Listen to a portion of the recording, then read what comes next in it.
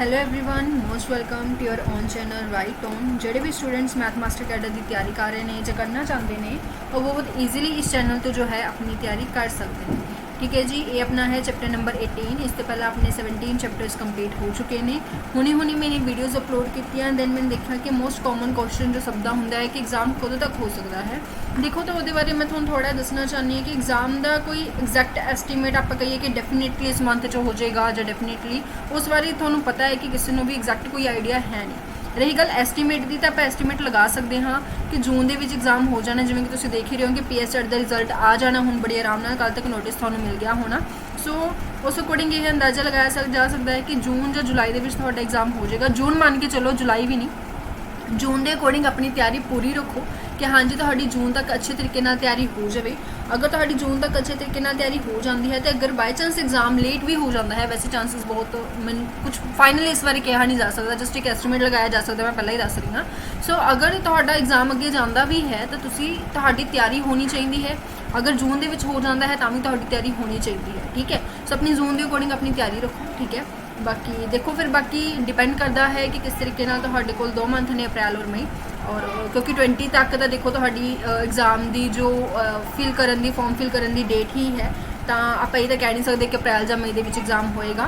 जून के स्टार्टिंग के थोड़ा बहुत एस्टीमेट लगाया जा सकता है। फाइनल ये बारे मैं हाले कुछ भी नहीं ऐसा कहूँगी कि हाँ जी हो जाऊगा या नहीं, तो पता है टोटली सिस्टम अपना किमें है किमें नहीं, है ना। सो एक आइडिया जस्ट सीगा।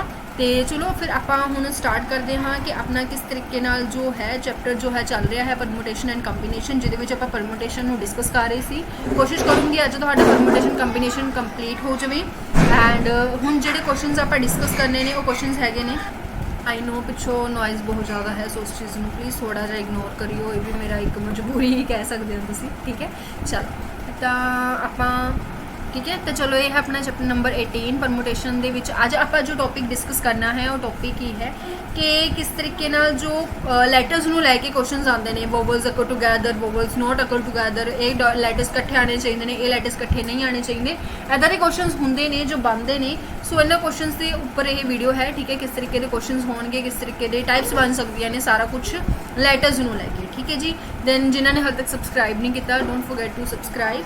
ठीक है जी, सबसक्राइब कर दो। सब तो पहला बैल आइकन प्रेस कर लो ताकि थानू नाल दी नाल अपडेट्स ने जो मिलदियां रहन। चलो फिर बिना टाइम वेस्ट किए स्टार्ट करते हैं आज के टॉपिक नूं।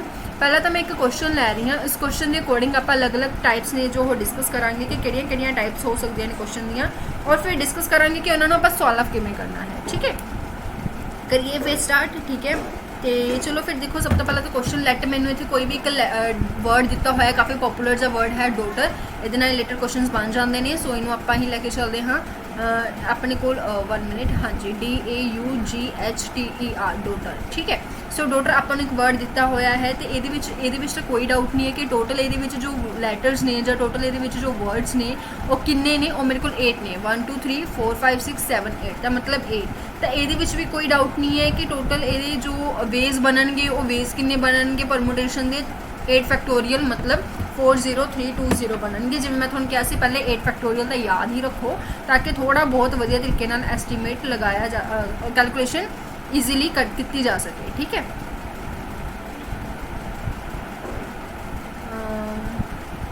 जी जी जी जी जी ठीक है।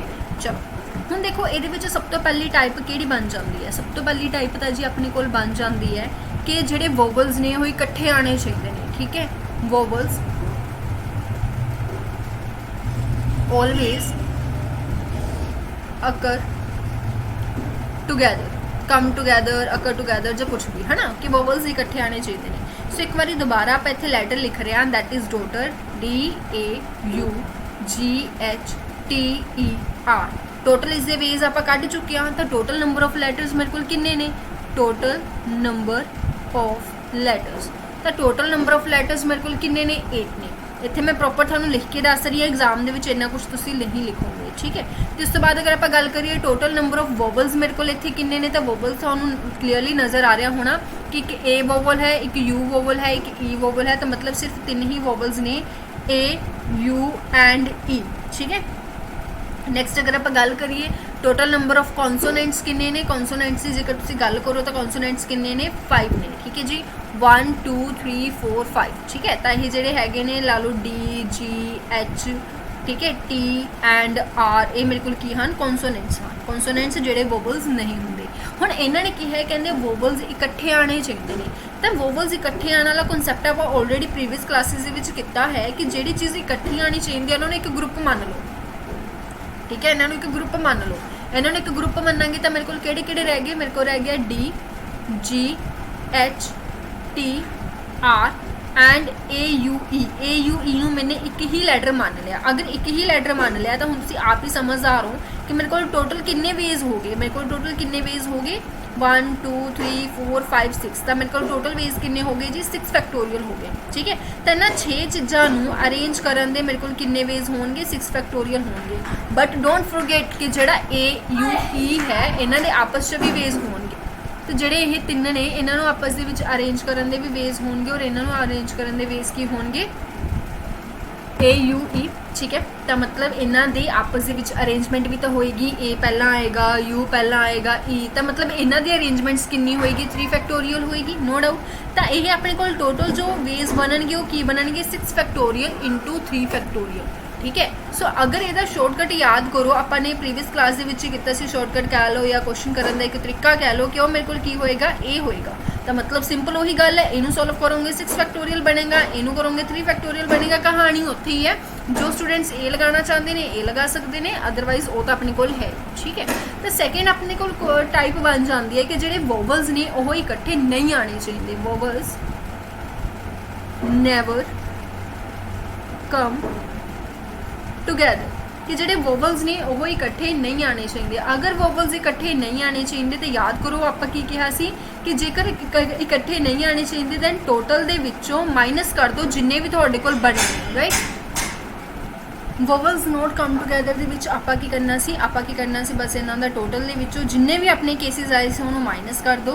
सो उन्होंने आपां ने हुण की कर देना है माइनस कर देना है, ठीक है। अपने कोल किन्ने बने टोटल केसेस बने 8 फैक्टोरियल, जिहदे विच आपां ने 6 फैक्टोरियल इंटू 3 फैक्टोरियल माइनस कर देंगे तो अपने कोल की आ जाएगा नैवर कम टुगैदर दा क्वेश्चन सॉल्व हो जाएगा। थर्ड अपने को जो इस टाइप बनती है, थर्ड टाइप अपने को की बनती है, एक तो देखो कह रहे हैं वोवल्स नॉट कम टुगैदर, मतलब वोवल्स कट्ठे नहीं आने चाहिए, तो एक अपने को कह देंगे not two vowels come together,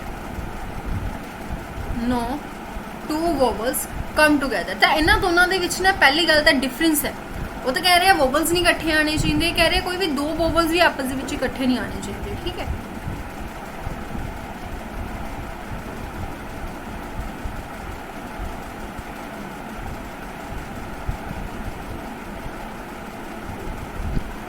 जी हुण इहदे विच देखो पहली गल तो अपने को कुछ कॉन्सोनेंट्स ने, किन्ने कॉन्सोनेंट्स ने 5 कॉन्सोनेंट्स ने। अगर अपने को 5 कॉन्सोनेंट्स ने, मेरे को एक कॉन्सोनेंट इत्थे आ गया, दूजा इत्थे आ गया, तीसरा फोर्थ एंड फिफ्थ, 5 कॉन्सोनेंट्स हो गए, ठीक है। हुण मैं अगर कहां कि वोवल्स इकट्ठे नहीं आने चाहिए तो वोवल्स वास्ते किन्ने जगह बन गया, किन्नियां जगह बन गया, ये वाली जगह बन गई, इत्थे भी वोवल हो सकता है, इत्थे भी हो सकता है, इत्थे भी हो सकता है, इत्थे भी ते इत्थे भी। हुण वोवल्स मेरे को सिर्फ 3 ही ने, बट वो वास्ते जगह ने जड़ियाँ मैं देख पा रही हूँ 6 प्लेसिस बन चुके हैं, ठीक है। सो पहली गल तो कॉन्सोनेंट की गल करिए तो कॉन्सोनेंट के मैंने पता है कि 5 कॉन्सोनेंट ने, 5 ही प्लेसिस ने, तो 5 फैक्टोरियल आ गया, सिंपल नो डाउट, ठीक है। दूसरी गल वोवल्स, वोवल्स की जेकर मैं कहा तो इन्होंने कि वोवल्स इकट्ठे नहीं आने चाहिए, तो वोवल्स के विचकार कॉन्सोनेंट आऊगा। अगर विचकार कॉन्सोनेंट आ रहा है 3 वोवल्स ने, वो कितने भी हो सकता है, इत्थे भी हो सकता है, इत्थे भी हो सकता है, इत्थे भी हो सकता है वो बाकी 3 प्लेसिस के उपर हो, डिपेंड करता है वो प्लेसिस किन्ने बन गए 6 बन गए, बट है खुद किन्ने वोवल्स 3। तो ये जो वेज बननगे वो किहड़े बननगे 6p3 होएगा, 6p3 मतलब 6 इंटू 5 इंटू 4 होएगा विच इज़ इक्वल टू 120। तो 120 वेज बन गए वोवल्स के, ठीक है। और टोटल तो कॉन्सोनेंट के थोड़ा पता ही है किन्ने ने, ये भी 120 ही ने, 120 वेज हो गए ये। तो टोटल तो वेज किन्ने हो गए, टोटल तो वेज हो गए 120 मल्टीप्लाई 120, क्योंकि आप दोनों को नाल लैके चलना है, तो हुण एडिशन ना कर दियो, इत्थे मेरे को की होएगी मल्टीप्लाई होएगी, तो दोनों को इकट्ठे लैके चलना है, तो मेरे को किन्ने वेज हो गए जी, टोटल इन्ने वेज हो गए। तो it is very very clear to understand कि जो 2 वोवल्स इकट्ठे नहीं आने चाहिए जां वोवल्स इकट्ठे नहीं आने चाहिए, दोनों के विच डिफरेंस की है, दोनों के विच डिफरेंस है, वो क्वेश्चन अलग सी, ये क्वेश्चन अलग है। इन्हों तुसीं इस वे दे नाल सॉल्व करोगे, उन्होंने उस वे दे नाल सॉल्व करोगे, ठीक है जी, क्लीयर है। चलो अगे चलिए नैक्सट वन, अगे आ जाता है अपने को 4th टाइप। 4th टाइप के विच की आंदा है, फोर्थ टाइप ਦੇ ਵਿੱਚ ਆਉਂਦਾ ਹੈ ਕਿ ਜਿਹੜੀਆਂ ਆਪਣੀਆਂ ਪੋਜੀਸ਼ਨਸ ਨੇ, ਠੀਕ ਹੈ, ਉਹਨਾਂ ਨੂੰ ਚੇਂਜ ਨਹੀਂ ਕਰਨਾ, ਉਹ ਐਜ਼ ਇਟ ਇਜ਼ ਰਹਿਣਗੀਆਂ, ਠੀਕ ਹੈ। ਜਿਹੜੀਆਂ ਆਪਣੀਆਂ ਪੋਜੀਸ਼ਨਸ ਨੇ ਲੈਟਰਸ ਦੀਆਂ, ਉਹ ਐਜ਼ ਇਟ ਇਜ਼ ਰਹਿਣਗੀਆਂ। ਤਾਂ ਪੋਜੀਸ਼ਨਸ ਲੈਟਰ ਦੀਆਂ ਕੀ ਸੀ? D A U G H T E R। I can see that कि सब तो पहला कॉन्सोनेंट सी, फिर वोवल सी, फिर वोवल सी, 1 मिनट, हाँ जी, फिर वोवल सी, उस तो बाद मेरे को किसी कॉन्सोनेंट सी, कॉन्सोनेंट कॉन्सोनेंट वोवल कॉन्सोनेंट, ठीक है। कुछ इस तरीके नाल मेरे को अरेंजमेंट्स हैगियां ने। हुण इन्हां दे विच कहंदे तुहाडे कोल क्वेश्चन बन गया, कहंदे जिहड़ियां पोजीशनस ने जिहड़ियां ओह की होणियां चाहीदियां ने, अनचेंज होणियां चाहीदियां ने, मतलब इहदी अरेंजमेंट करो पर पोजीशन चेंज ना होवे।